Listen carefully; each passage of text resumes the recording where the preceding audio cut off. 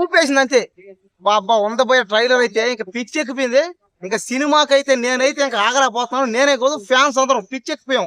పైగా విజయవాడలో కట్అవుట్ ఉంది, 250 అడుగులు పైన ఉందన్నమాట. అంటే 300 అడుగులు కట్అవుట్ అది. ఇంకా ఆ కట్అవుట్ అయితే అబ్బా అభిమానులు గానీ అసలు చూడండి ఈ సినిమా గురించి మొదటి నుంచి భారీ అంచనాలు. పైగా ట్రైలర్ లో అదే వస్తున్నా ట్రైలర్ లో నాకు ట్రైలర్ లో నచ్చింది ఇది అది అంటూ ఏమి లేదు మొత్తం అన్నమాట. అంటే రామ్ చరణ్ చేసి యాక్టింగ్ గానీ, ఆ డాన్సులు గానీ, ఆ ఫైట్లు గానీ, ఇంకా ఫైట్లు అయితే పోయా చెప్పలేదు. హెలికాప్టర్ ఎక్కి కత్తి పట్టుకుని అక్కడి నుంచి ఈసరుతుంటే నరకుతుంటే పోయా అబ్బా నాకైతే అసలు పిచ్చెక్కిపోతుంది. ఇంతవరకు ఏ సినిమా హీరో లుంగి కట్టుకొని హెలికాప్టర్ ఎక్కి అక్కడి నుంచి దూకి కత్తి ఎత్తుకొని చేసింది లేదు. ఫస్ట్ రామ్ చరణ్ ఒక్కడే అనమాట చేసేటట. ఇంకా రొమాన్స్ అయితే చెప్పలే. ఇంకా రొమాంటిక్ అయితే ఇంకా మధ్య సీన్ లో సాంగ్స్ లో కూడా పాటల్లో అబ్బా అబ్బా కే రాకపోయినా ఆ కై రాకపోయినా వేసుకొని నలపతా పిసకతా డ్యాన్స్ చేస్తుంటే ఎక్కేస్తుంది ఒక్కడొక్కడికి. నాకు తెలుసు అందరికి పిచ్చెక్కిపోతుంది. మనం అయితే అదే 50,000 లక్ష కోట్లు కదా నేను చెప్పింది. అదే సినిమాకి గేమ్ చేంజర్ సినిమాకి 50,000 కోట్లు పైన వస్తుంది. 1,00,000 కోట్లు కూడా వచ్చే ఛాన్స్ ఉన్నాయని చెప్పిన. నిజమే అది. ఎందుకంటే మీరు చూసుకోండి ఇంత పెద్ద కట్అవుట్లు గానీ, ఇంత ఫ్యాన్స్ ఫాలోయింగ్, ఇంత పబ్లిసిటీ, పైగా ఈ cinema first trial ఎక్కడైంది?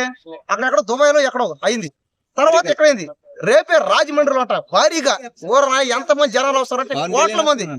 Pawan Kalyan వస్తాడు, చిరంజీవి వస్తాడు, అల్లు అర్జున్ కూడా వచ్చే ఛాన్సులు ఉన్నాయి. ఎవరు రావచ్చు అని చెప్పలేము.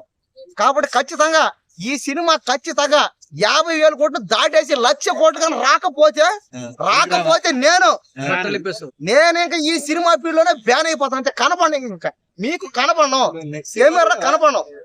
10వ తేదీ ఇంకొక 10 రోజులు మాత్రం ఉంది టైం. 10 రోజులు కదా 7 ఉంది. ఇంకొక వారం రోజులే ఉంది సినిమా.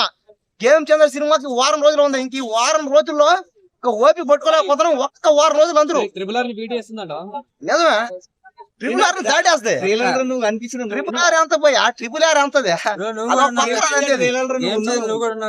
ఏం చంద్రు నేను ఎక్కడ పోయా నేను ఎక్కడ లేదు. నేను ఇదంతా అభిమానంతో చాలా మంది రకరకాలుగా అన్నారు. నేనైతే ఏం లేదు, నేను అభిమానంతో చెప్తాను అంతే.